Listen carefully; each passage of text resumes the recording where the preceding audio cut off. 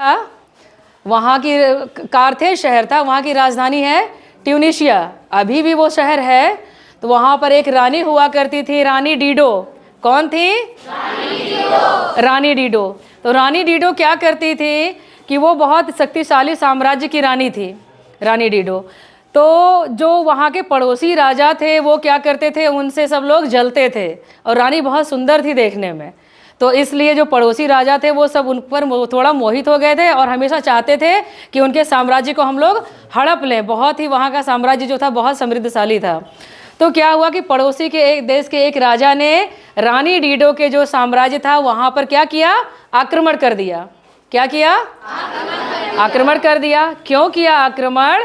क्योंकि वहाँ के साम्राज्य को अपने साम्राज्य में मिलाने के लिए कि हम युद्ध करके उस साम्राज्य को जीत लेंगे और रानी भी हमारी हो जाएगी और वो उतना बड़ा साम्राज्य भी हमारा हो जाएगा। तो जब वो युद्ध किए और वहाँ के जो रानी डीडो के जो राजा थे उनको उन्होंने क्या किया, मार दिया और उनके साम्राज्य को अपने साम्राज्य में मिला लिया। तो बाद में उन्होंने रानी डीडो से कहा कि हम आपसे विवाह करना चाहते हैं तो आपका साम्राज्य आपको फिर वापस दे देंगे। तो रानी डीडो ने कहा कि हम साम्राज्य हमको वापस नहीं चाहिए, आप हमको बस एक बैल की खाल के बराबर ज़मीन दे दीजिए। बताए थे ये कहानी। तो जब एक बैल की खाल के बराबर ज़मीन मांगी उन्होंने, रानी डीडो ने, तो राजा हंसने लगे, बोले एक बैल की खाल के बराबर ज़मीन में आप क्या कर लेंगी? तो रानी बोली कि नहीं, हमें तो सिर्फ एक बैल की खाल के बराबर ही ज़मीन चाहिए और उससे ज़्यादा हमको नहीं चाहिए। तो रानी डीडो को एक बैल की खाल के बराबर राजा ने ज़मीन दे दी। लेकिन उसमें रानी जो थी बहुत पढ़ी लिखी थी, बहुत समझदार थी, उन्होंने क्या किया, अपना मैथमेटिकल ट्रिक लगा दिया। क्या लगा दिया उन्होंने?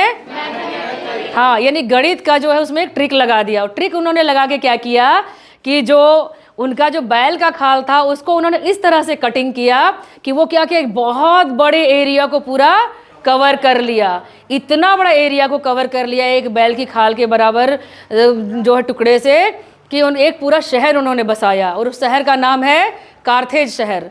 तो किसी को पता है कैसे काटा होगा उन्होंने पेपर, उसको बैल की खाल को कैसे काटा होगा, कटिंग किया होगा, जो कि पूरा एक शहर बसा लिया उसके पैरामीटर से कवर करके? कौन बताएगा? अजीत, कट गया? काटो। दिखाई दिया सबको? Yes ma'am. हाँ, तो रानी डीडो ने बैल की खाल को कुछ ऐसे ही कटिंग किया होगा, तब तो उतने बड़े एरिया को कवर कर ली। तो ये क्या था, उनकी बुद्धिमत्ता का परिचय था कि उन्होंने अपना साम्राज्य फिर से वापस ले लिया अपने मैथमेटिकल ट्रिक से। क्या कि अपनी गणितीय जो विद्या थी उनकी, उससे उन्होंने अपना जो शहर था पूरा वो क्या किया, वापस ले। देखो इसमें कहीं जोड़ नहीं है, दिख रहा है? देखो कहीं जोड़ नहीं है। और इस तरह से उन्होंने एक पूरा शहर बसाया एक बैल की खाल की ज़मीन लेकर के। बैल की खाल के बराबर उन्होंने मांगा था, क्या बैल की खाल का टुकड़ा मांगा था, और उन्होंने कहा कि मुझे सिर्फ जितना उस बैल की खाल में ज़मीन आएगी वो मुझे चाहिए। और उन्होंने इस तरह से कटिंग करके एक पूरा शहर ले लिया। इसका ये है सर कि जो एरिया होता है वो फिक्स होता है, लेकिन परिमाप उसका बढ़ सकता है। जनरली ये होता है कि लोग मानते हैं कि नहीं, जितना एरिया होता है परिमाप भी उतना ही होता है। इसी एरिया और परिमाप जी, ट्रिक से जो है रानी ने अपना, हाँ, रानी ने अपना पूरा शहर बसाया, एक नई राजधानी बसाई उन्होंने, कारथेज। ये देखने के बाद ये जहाँ से ये 45 डिग्री का कोण बनाता है ये धागा, वहाँ से उसका दूरी नापते हैं। जैसे देखिए आप कहाँ से ये कहाँ से 45 बन रहा। आओ आयुष, देखो 45 बनेगा तो बताना। देखो 45 बन रहा है? नहीं मैम। कितना बन रहा है? कितना बन रहा है? और थोड़ा सा और मैम, मतलब यहाँ पर अरे बन कितना रहा वो तो बताओ, अंक में बताओ ना। हाँ, ये 60 है। 60 बन रहा है तो उल्टा है। और आगे जाएंगे। अभी देखो 50 है। 50 बन रहा है, 45 बना, थोड़ा सा और थोड़ा सा हाँ मैम, बन जाए। बैठा, ये हो गया 45 बन गया, बना ना? ठीक है, तो ये बना। तो यहाँ पे निशान लगाएगा जहाँ पे मेरा पैर था, यहाँ पे कुछ लगाओ। अब मैथ बच्चों को पढ़ाते हैं नए नए ट्रिक्स से, तो क्या फ़ायदा बच्चों को होता है इससे? बच्चे मैथ के जो भी सर चीज़ें हैं बहुत आसानी से समझ पाते हैं।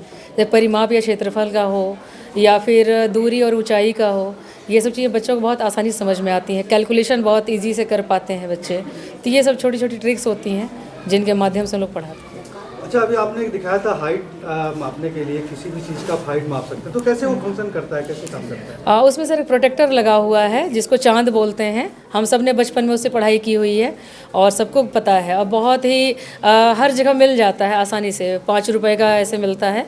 उससे एक स्ट्रॉ लगा कर एक इंस्ट्रूमेंट बनाया हुआ है और उसमें बीच में एक धागा लगा रहता है और एक छोटा सा कोई भी वेट उसमें लगा सकते हैं। तो उससे क्या होता है कि 45 डिग्री के एंगल पर अगर उससे हम कोई भी हाइट को देखेंगे और उसमें उसकी हाइट दूरी को नाप करके और उसमें अपनी हाइट जोड़ देंगे, आँख से लेकर के नीचे अपनी पूरी हाइट, तो वो पूरा उसका ऊंचाई निकल जाता है ऑब्जेक्ट का। क्या ये जो आपने बनाया है बच्चों को समझाने के लिए, तो जी। इंस्ट्रूमेंट जो है, क्या इससे किसी भी चीज़ का हाइट नापा जा सकता है? हाँ, बहुत आसानी से नाप सकते हैं सर। कितनी भी ऊंचाई का हो? हाँ, बिल्कुल जी साला नहीं है, जी। फिर भी आप अपने बच्चों को विज्ञान के बारे में बिना लेबोरेटरी के बहुत अच्छे से सब कुछ प्रैक्टिकल बताती हैं, वो कैसे संभव है? सर जैसे कि मेरा जो लेवल है सिर्फ 6, 7, 8 क्लास का लेवल है, तो इसमें भी लैब की ज़रूरत तो पड़ती है, लेकिन बहुत सारी ऐसी चीज़ें हैं जो बिना लैब के भी हम लोग कर सकते हैं। तो जो बिना लैब वाले प्रैक्टिकल होते हैं वो हम बच्चों को ऐसे बताते हैं सर। जैसे सर फूल का डिसेक्शन करना हो, फूलों के कौन कौन से भाग होते हैं, तो उसके लिए लैब की ज़रूरत नहीं है। फूल का हम कटिंग करके उसको माइक्रोस्कोप है हमारे पास, तो उसमें दिखा सकते हैं उसका एंड्रोसियम कहाँ है, गाइनोसियम कहाँ है, उसका पुंकेसर कहाँ है, उसके पॉलन ग्रेन्स कैसे होते हैं सरसों के, तो ये सारी चीज़ें दिखा सकते हैं। इसी तरह से शिक्षा देने के लिए आपको बिहार सरकार के द्वारा भी प्रोत्साहित किया गया है और सम्मानित भी किया गया है। आई सर पुणे के द्वारा सम्मानित किया गया। किस सम्मान से आपको सम्मानित किया? वो सर इनोवेशन रिकॉग्निशन अवार्ड है और उसको जनरली नवाचारी शिक्षक को दिया जाता है जो अपने अपने क्षेत्र में नवाचार से पढ़ाते हैं बच्चों को, कुछ नया इन्वेंशन करके या नए तरीके से, जो पुरानी पद्धति थी उनको उनके साथ साथ नई चीज़ों को जोड़ करके जो पढ़ाते हैं बच्चों को। क्या नाम है? मेरा नाम शोभा सिंह है।